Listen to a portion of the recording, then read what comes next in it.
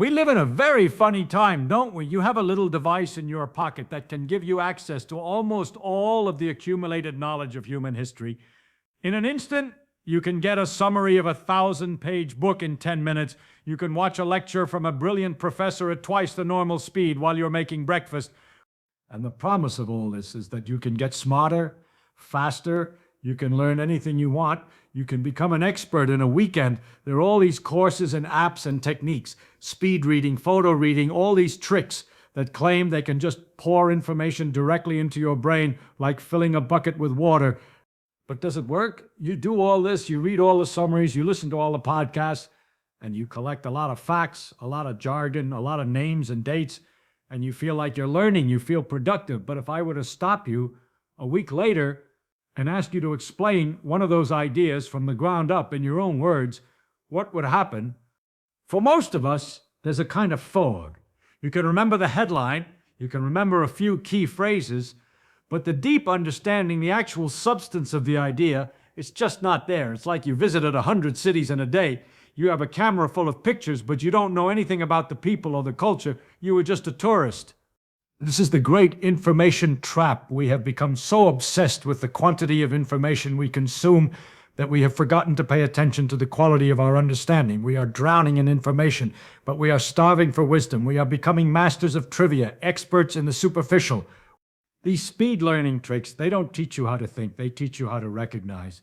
Your brain gets good at spotting the familiar terms, and it gives you a little jolt of pleasure, a feeling that says, I know this, but knowing the name of a bird is not the same as knowing the bird. And this feeling of familiarity is the most dangerous enemy of true knowledge. It's an illusion, a very seductive and powerful illusion. It makes you think you're making progress when all you're really doing is filling your head with a disorganized pile of weakly held facts that will evaporate in a few days. It's like trying to build a house by just throwing a huge pile of bricks on the ground. You have all the materials, but you have no structure. The real problem is that all these methods are passive. You are sitting there letting the information wash over you. You're a sponge, and a sponge can soak up a lot of water, but it also leaks, and it has no idea what to do with the water it's holding. It's just a passive container. Real learning, the kind that sticks, the kind that changes the way you see the world, is never passive. It is an active, wrestling, grappling, sometimes painful process. It's not about becoming a container for information. It's about building a machine in your mind, a machine that can take information apart, see how it works, and then put it back together in a way that makes sense to you. So we have to reject this whole idea of learning as consumption. We have to stop trying to just get more faster. And we have to start with a completely different principle, a radical idea. It's the idea that the foundation of deep, rapid learning is not a mountain of books or a fire hose of videos. It is something much simpler and much more powerful. It is, in fact, nothing at all. And that brings us to the central tool, the secret weapon in this fight against superficial learning. It's not a fancy app, it's not a complicated system, it's a simple, beautiful, and profoundly powerful object, an empty notebook. The real secret to mastering a subject quickly is to start with an empty notebook and a single radical principle that you will write nothing in this notebook that is not a product of your own thought. You will not use it as a warehouse to store other people's ideas. You will use it as a workshop to build your own. This is a fundamental shift in perspective.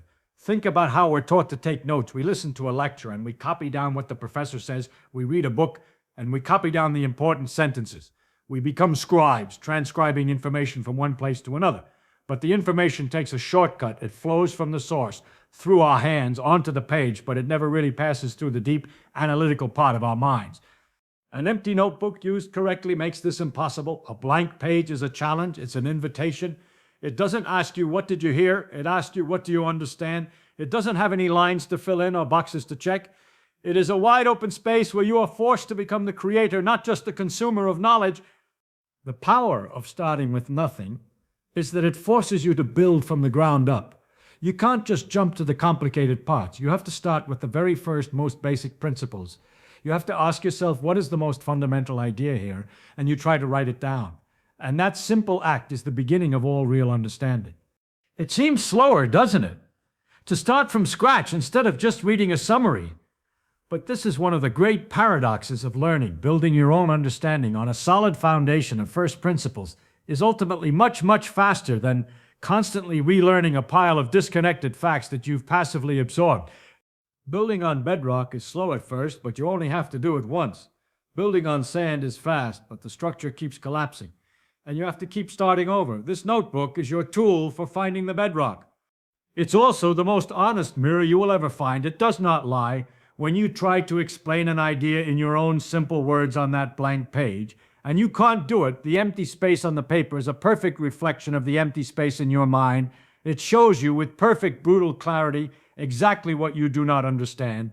There is no place to hide in an empty notebook. You can't fool it with fancy jargon you've memorized. You can't trick it by nodding along. It demands clarity. It demands simplicity, and it will patiently wait, blank and silent, until you can provide it. When you finally succeed, when you wrestle with an idea and manage to pin it down on the page in your own words, a remarkable thing happens. You own it. It's no longer something you read. It's something you've figured out. The struggle itself, the physical act of writing, doodling, and scratching things out, forges that idea into the structure of your brain. You don't need to memorize it because you built it. This is why the empty part is so important. You must resist the temptation to make it a neat, organized collection of facts. It is a messy, chaotic, beautiful workspace. It is the evidence of your thinking, complete with all the dead ends, the mistakes, and the breakthroughs. It is the story of you making sense of a subject, and that is a story you will never forget. So you're sitting there with your empty notebook. You're fired up. You're ready to reject the old way of passive learning and to start building your own understanding. But where do you begin? A blank page is a wonderful thing, but it can also be a little intimidating. What is the first mark you make? This is the work of the first 2 days, and it is the most important step in the entire week. Because in these first 48 hours, your goal is not to find any answers. Your goal is to find the right questions. You are not a student, you are a demolition expert. Your job is to take a big, scary, complicated subject and break it down into its smallest, most essential pieces. You have to approach the subject with a mindset of profound ignorance. Even if you know a little about it, you must pretend you know nothing. You are an explorer landing on a new continent, and your first job is not to build a house. Your first job is to draw a map of the coastline, to identify the major rivers and the tallest mountains. So you gather your materials, a good textbook, a few seminal articles, whatever the source material is, and for the first day, you just skim. You are not reading for comprehension. You are reading for structure. You look at the table of contents, the chapter headings, the bolded words, the introductory paragraphs. You are trying to get a feel for the landscape. As you do this, you start a single page in your notebook titled The Big Pillars. On this page, you will write down the handful of concepts that seem to hold everything else up. What are the ideas that keep appearing over and over again in every chapter? What are the foundational pillars upon which this entire subject is built? In physics, it might be concepts like conservation of energy, force, and fields. In economics, it might be supply and demand, scarcity, and incentives. Every subject has 5 to 10 of these massive load-bearing ideas, and your job on day one is to find them. You will know you have them when you realize that you can't talk about the subject for more than a minute without mentioning one of them. Now comes day 2. You take your list of 5 to 10 pillar concepts and you give each one its own fresh blank page in your notebook. You write the name of the concept at the very top of the page, and then you do the most important thing in this entire process. You rephrase that concept as a simple fundamental question. You don't just write supply and demand. You write, how do I explain supply and demand to someone who runs a fruit stand using only their fruit as an example? You don't just write natural selection. You write, if I had a population of 10 animals, how would I describe natural selection happening to them over 5 generations? These questions are the engines of your understanding. They must be simple, they must be grounded, and they must demand an explanation, not just a definition. They are the puzzles that you will spend the rest of the week trying to solve. They are the targets for all your future learning. At the end of day 2, your notebook is still mostly empty, but it is no longer intimidating. It is a perfectly structured plan of attack. You have taken a huge tangled mess of a subject and transformed it into a short list of clear, answerable questions. You haven't learned the subject yet, but you have done something far more important. You have figured out how to learn it. This is the intellectual heavy lifting that most people skip. They jump right into chapter 1 and start trying to memorize facts without ever understanding the architecture of the subject. It's like trying to assemble a complicated machine without ever looking at the blueprint. by spending 2 days just on the blueprint. You have set yourself up to learn more, faster, and deeper than you ever thought possible. You've made it through the deconstruction phase. Your notebook is no longer empty. It's a beautifully organized battle plan. You have your 5 or 10 fundamental questions, each on its own clean page. And now the real work and the real fun begins. This is the work of days 3 and 4.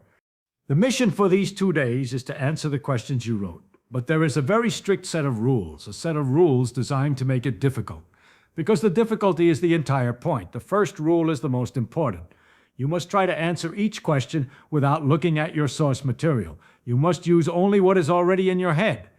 You sit down with the first page, the first question, and you pretend you are a teacher, and your job is to explain this concept to a very bright 12-year-old. This imaginary student is smart. They are curious, but they know none of the jargon. They have none of the background knowledge. You have to build the idea for them from the ground up.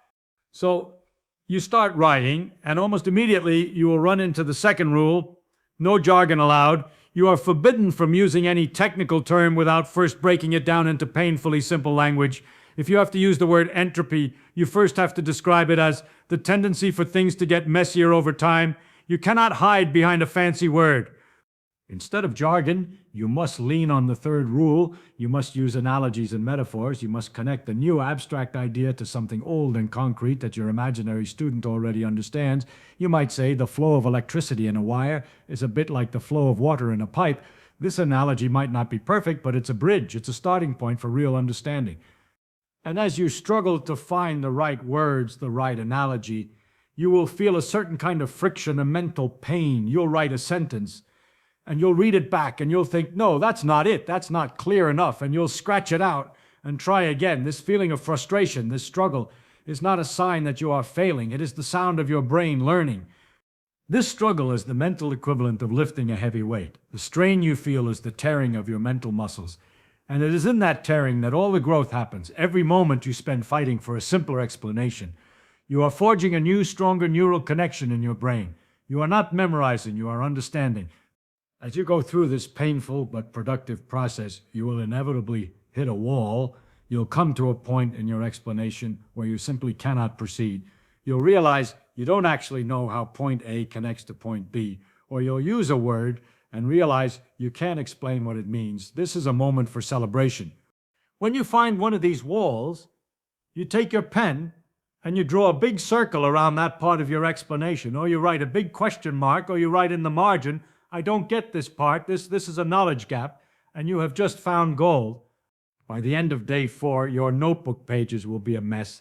They'll be filled with scratched out sentences, simple but clunky analogies, crude drawings, and most importantly, they will be decorated with these beautiful, honestly won question marks and circled gaps. Your pages will not be a record of what you know, they will be a perfect map of what you don't. You will likely feel humbled. You will have discovered that you knew much less than you thought you did, but you are now in the most powerful position a learner can be in. You have traded your vague, foggy illusion of knowledge for a sharp, precise, and incredibly useful map of your own ignorance, and with that map, you are ready to go hunting. You've made it through the struggle.